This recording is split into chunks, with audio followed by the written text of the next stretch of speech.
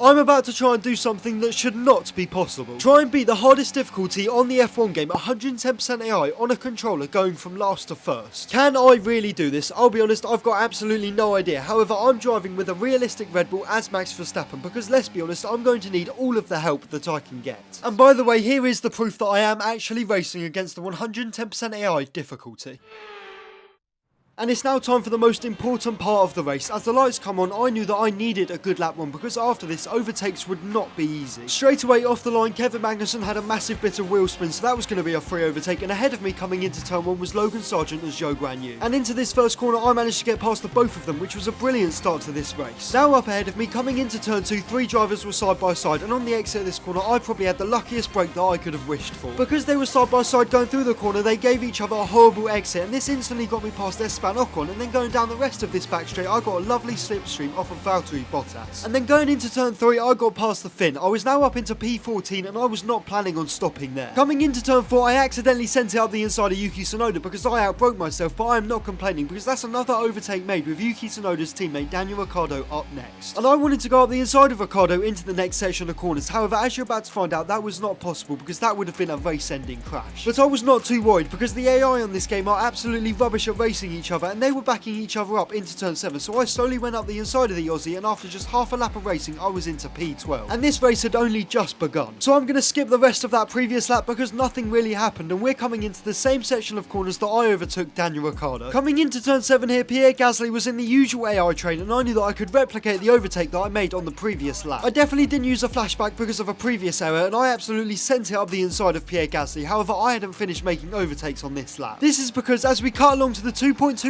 main straight, I was about to dump 50% of my battery trying to get past Oscar Piastri and Alex Albon. So I managed to get a slipstream off of both of these two drivers, and coming into the first corner they both battled covering off the inside line, so this meant that I could brake mega late and I flew past the both of them. And on only lap 3 of this race I was up into P9. And once again by the end of this lap I'd managed to get within the DRS of the driver ahead, and every time we got onto this straight I was just using all of my battery trying to get the overtakes done. This time I went up the inside of Lance Stroll and he didn't even try to defend, and that was another overtake made. So we're going to go through lap 4 very quickly. However, in the meantime I just want to tell you about my overtaking strategy for this race. I was running a really high downforce setup, and this meant through the corners I could stay with 110% AI, and as we returned to normal racing speed I was just spending all of my battery on the 2.2km main straight. And I just knew that the AI would not spend as much battery as I was trying to defend one position. So this overtake on Sergio Perez wasn't quite as clean as the one on Lance Stroll, but that didn't matter because as we fade into lap 6 I was about to make an overtake on a different part of the track. I realised earlier in the lap that I wouldn't overtake Lando Norris into turn 1, but on this back straight he wouldn't have DRS, and I had that along with 50% of my battery and a solid dose of slipstream. Coming into turn 3, Lando just defended fresh air, which gave him a really tight line for this corner, and I made another overtake, and this race had just started absolutely brilliant because with 20 laps to go I had to make 5 overtakes. But trust me, it's not going to be as easy as I'm making out. And 3 laps later I was on the back of George Russell. To be honest, I actually didn't want to have to make this overtake as he was slowly closing up to Lewis Hamilton. But behind us Lando Norris was becoming faster on his more durable hard tyres, so I knew that I had to make an overtake, and that is exactly what I did. Next stop was Lewis Hamilton and Fernando Alonso. However, I had a big gap to close down. Now unsurprisingly I am never catching 110% AI when they are giving each other DRS, especially on a track like this, so coming into the pit lane I knew that I had to take a huge risk. And we're going to show my entrance in slow motion because it is crazy. I absolutely sent it into the pit lane and I was so close to crashing, but as you're about to see that was so worth it. So unsurprisingly I had an optimal turn in for the pit lane, but what was massive ahead of me was that Lewis Hamilton had a horrible pit stop and I actually came out ahead of him. This was huge. I probably gained around 6 tenths from taking that risk in the pit lane, and it was so worth it because I had just been gifted a free position. And if I really wanted to win this race, that was the type of luck that I needed. I'm not going to lie to you lot, I was definitely thinking this challenge was possible at this point, but I had to keep my head down. So annoyingly, I came out behind a group of midfield cars from the pit lane, and I could not take my time getting past them as that would massively affect my chances of winning this race. First up was Nico Hülkenberg, and yeah, well, I just kind of barged him out of the way. That was a pretty shocking overtake, and I wasn't done yet. Next up was Esteban Ocon, and I'm not sure why, but for this overtake, I made the exact same contact with his rear tyre that I made with Nico Hülkenberg. Anyway, that's enough of my waffle. It's now time to hunt down Fernando Alonso. So I wasn't really gaining on Fernando, however, I did have a plan. Behind me was Lewis Hamilton, and at this part of the race, he was definitely faster than me. So I decided to let him through and just take a look at the gap to Fernando Alonso as I was being overtaken. It was 1.9 seconds. So as we speed up to my eventual re-overtaking on Lewis Hamilton, here's my plan. I was just going to recharge my battery and also gain time as Lewis Hamilton was faster than Fernando Alonso. And because I had DRS and Fernando Alonso didn't going along this main straight, I would find even more time. Fortunately for me, that is exactly what happened, and as I made my way past the Mercedes driver, I was now under 1.5 seconds away from the Spaniard, so that was definitely worth it. So it took me around a lap and a half to close the gap to Fernando. However, this was definitely my opportunity to get past him. Leaving the winding section of corners, I was just over half a second behind him. So as I was about to make the overtake, we just have to stop the footage here. I just set the fastest lap of the race on relatively worn hard tyres, which only motivated me to push even harder. Moving on, as expected, I did make the overtake, and I could now see the gap to the leader. I was 4.8 seconds behind Charles Leclerc with 9 laps to go, so I had a lot of work to do. So on lap 16, I managed to gain around half a second to Charles Leclerc, and considering he's 110% AI, that is pretty mental, so I've got to come clean. I wasn't gaining this time legitimately. You may have noticed that throughout this race, I somehow had not picked up any damage, and that is because I knew that there may be a point in the race where I would have to take advantage of the game. And well, as you can see in the background, I was just abusing the barriers. You can blame time trialed world records for that idea. Anyway, moving on, you may have seen that in the background, I was closing up to the back of Carlos Sainz pretty quickly, and I knew that I needed to get past him as fast as possible because he was not gaining on Charles Leclerc. So I was planning on getting past Carlos Sainz on the back straight, but before that, I had to navigate the first 2 corners, and through turn 1, I had a really good run, and after this was going to be turn 2. Sadly, I didn't have quite as good of a run as turn 1, and because the 110% AI are just so consistent, Carlos Sainz gained a load of time on me. So I knew going into turn 3, I needed to take a massive risk because I could not be held up behind this guy any longer. And I just came from so far back up the inside of the Spaniard and basically forced my way through. However, I didn't care at this point because I now had 5 laps to close down the gap to Charles Leclerc. So between lap 21 and 25, I was pretty consistently bringing the gap down to Charles, and I knew that I only had one way of actually winning this race. And this was getting past him on the last lap at the finish line after getting carried by DRS and slipstream. However, first of all, I had to focus on catching him up. And on lap 25, I was 1.5 seconds off the lead of the race.